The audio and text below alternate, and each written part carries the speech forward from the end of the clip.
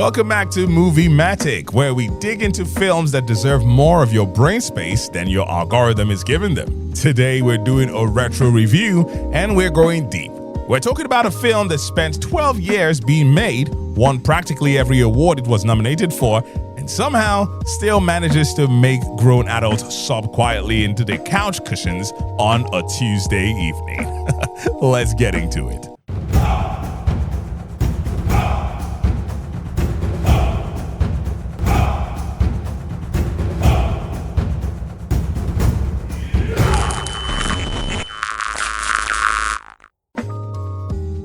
Here's the thing about Boyhood. Trying to summarize the plot feels a little like being asked to summarize someone's entire childhood, which, when you think about it, is exactly the point. The film follows Mason Evans Jr. from the age of 6 to 18, growing up in Texas with his divorced mother, Olivia, his older sister, Samantha, and his largely absent but slowly improving father, Mason Sr. Over the course of roughly 2.5 hours, we watch Mason navigate the 1,000 quiet disasters and small joys that make up the act of growing up. Moving houses, switching schools, surviving stepfathers, falling in love, figuring out who he is, and eventually packing a box and going to college. There's no villain here. There's no heist. Nobody has superpowers. But Boyhood has, instead, something far rarer in cinema: the texture of actual life. Mason gets bullied. His mother marries the wrong man twice. His dad grows up slowly but sincerely. He experiments with alcohol and marijuana in high school. He falls in love. He wins a photography prize, and he has his heart broken. And through it all, Linklater's camera watches with the patience of someone who genuinely believes the ordinary moments are extraordinary if you pay attention enough to them. By the film's final scene, Mason is arriving at college, meeting his roommate, and going on a hike. And he also hears a stranger tell him that moment sees people. You feel like you've lived 12 years alongside this kid, because in a very real sense, you actually have.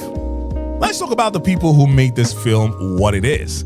Leading the way is Ellar Coltrane as Mason Evans Jr., hired by Linklater at the age of 6 and asked to essentially be himself on camera for the next 12 years. What Coltrane delivers isn't so much a performance in a traditional sense as it is a record of a human being growing up in front of your eyes. He's 6, then he's 9, then he's 13, then he's 17.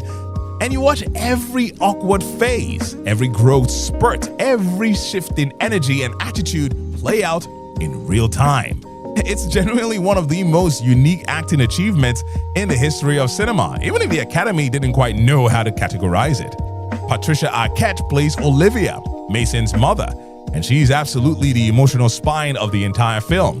Arquette won the Academy Award, the BAFTA, the Golden Globe, the Critics' Choice Award, and then the SAG Award for this role. A clean sweep that tells you everything you need to know.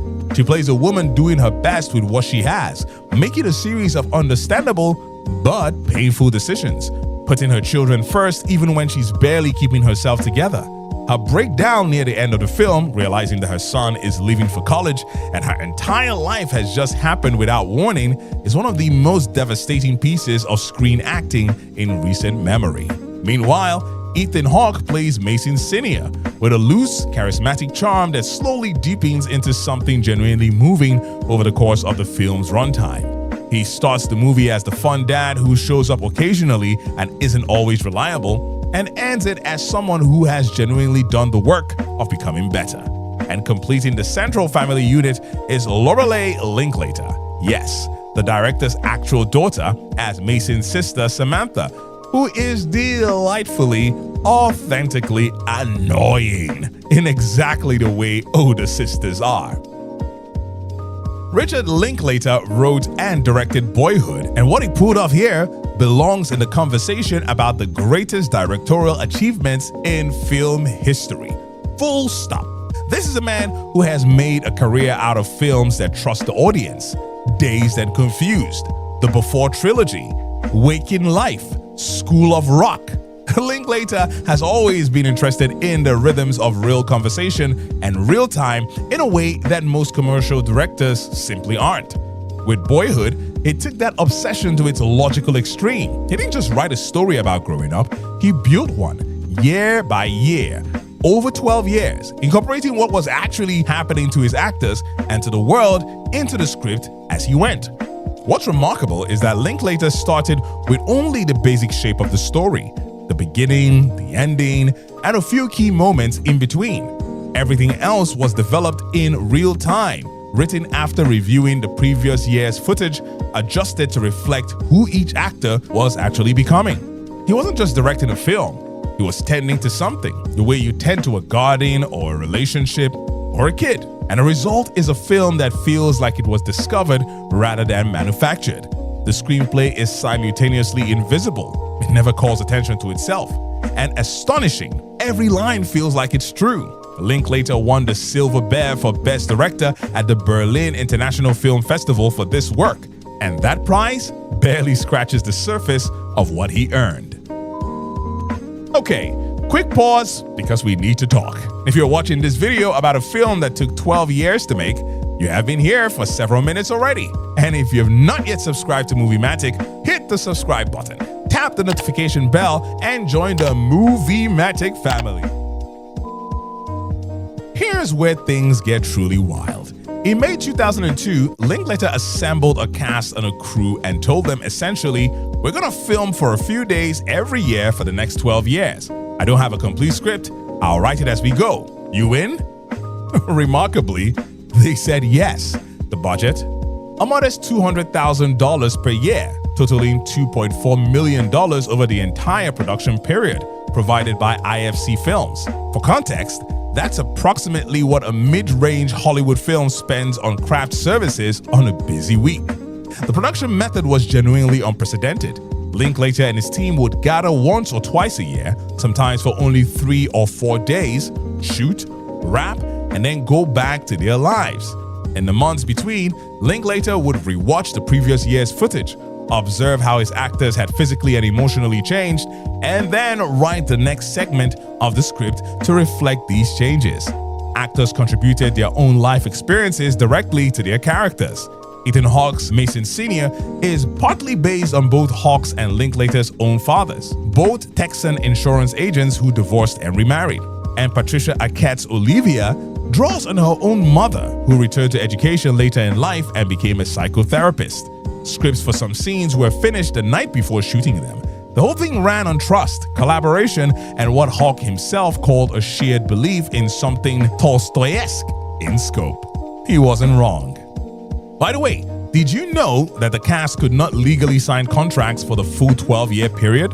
Why? Well, because the de Havilland Law, a California legal rule, makes it illegal to contract someone for more than 7 years of work. So, Linklater effectively ran a 12-year passion project held together by handshakes, goodwill, and a shared commitment to seeing it through.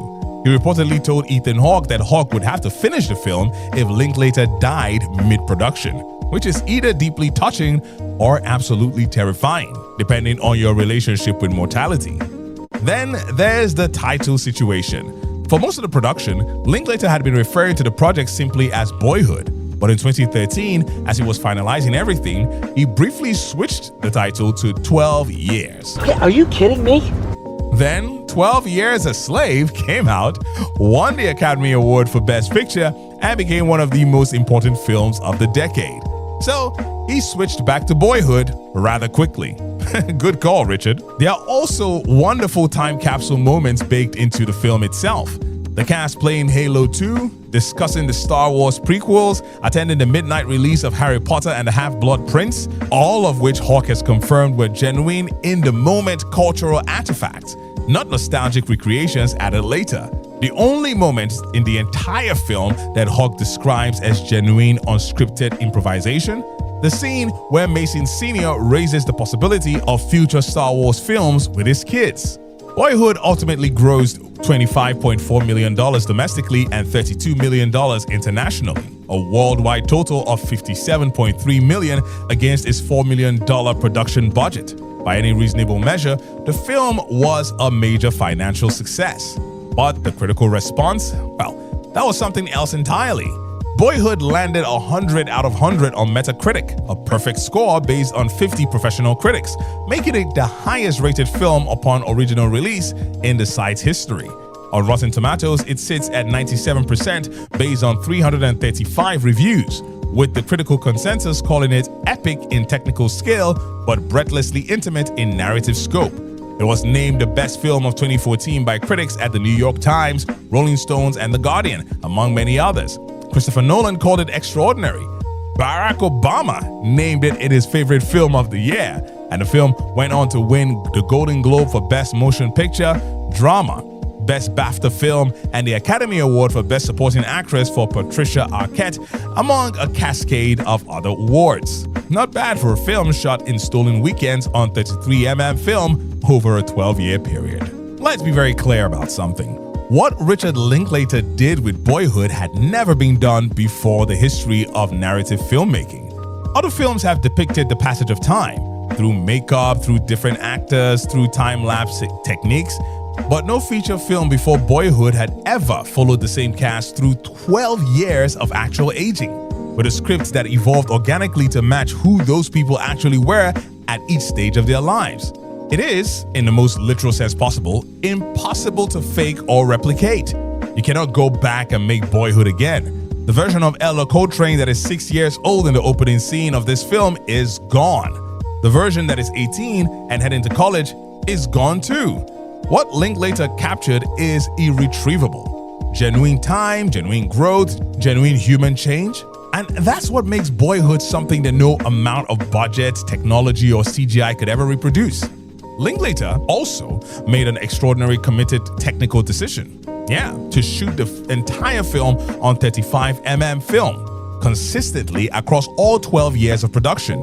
His reasoning was simple. 35mm is stable, it's reliable, it produces a unified look that digital formats of the era couldn't match, and that discipline pays off completely on screen. Boyhood doesn't feel like a patchwork of different eras. It feels like one continuous flowing experience. That seamlessness is a major part of why this film's emotional impact hits so hard. You don't clock the passage of time intellectually, as you would in a film that uses title cards and makeup. You feel it, the way you feel it in real life, gradually and all at once, until suddenly you're standing in your son's empty bedroom wondering where the years went. Few films have managed that. None have done it quite like this. If this retro review made you want to re-watch or watch Boyhood, brilliant! Go watch it. Tell us what you think in the comments below. If you've already seen it, drop your favorite moment or scene down there too, because we genuinely want to know. And if you haven't seen it yet, please, clear an evening, make some tea. Boyhood is waiting for you, and it will not disappoint. Give this video a thumbs up if you enjoyed it, share with someone who loves great cinema, and make sure you're subscribed to Moviematic so you never miss a review like this one. Until next time, keep watching, keep thinking, and keep it cinematic.